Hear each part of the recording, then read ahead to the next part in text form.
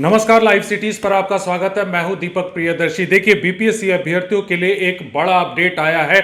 Update यह है कि अगर किसी अभ्यर्थी को किसी भी तरह की आपत्ति है या फिर शिकायत है तो उसके लिए बीपीएससी ने एक मौका और दिया है, यानी वो अपनी शिकायत या फिर आपत्ति को एक बार और दर्ज करा सकते हैं। वो आयोग के पास अपनी शिकायत और आपत्ति भेज सकते हैं।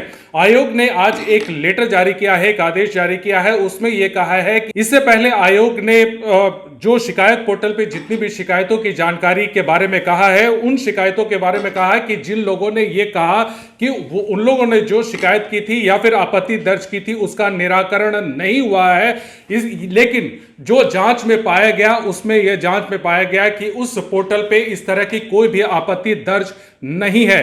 तो ऐसी स्थिति में अब बिहार लोक सेवा आयोग ने एक बार फिर इस पोर्टल को एक्टिवेट किया है, क्योंकि आज जब अतुल प्रसाद, बीपीएससी के चेयरमैन अतुल प्रसाद ने बीपीएससी टीआरई 2.0 के रिजल्ट के बारे में जब ये जानकारी दे रहे थे तो उन्होंने आज इस बारे में कहा कि जिन्हें भी जो शिकायत है, जो आपत्ति है, वो दर्ज करा सकते हैं। आयोग ने एक बार फिर उस पोर्टल को एक्टिवेट किया है, जो कल से यानी 23 तारीख से शुरू होगा और 25 तारीख यानी 3 दिन अब बीपीएससी अभ्यर्थियों के पास ये मौका है कि वो अपनी आपत्तियों को दर्ज करा सकते हैं। और इस बारे में लगातार जो है वो अपने आयोग इस बारे में इंटीमेट करता रहा है। देखिए, जब अतुल प्रसाद आज प्रेस कॉन्फ्रेंस कर रहे थे तो उन्होंने एक काफी सख्त लहजे में कहा कि कई बार और कई जगहों पे ये चीज शिकायतें मिली और बीपीएससी आयोग ने इस बात को संज्ञान में लिया है कि जो अभ्यर्थी हैं वो अपनी शिकायतों को अलग अलग प्लेटफॉर्म पे दे रहे थे और जिससे आयोग की छवि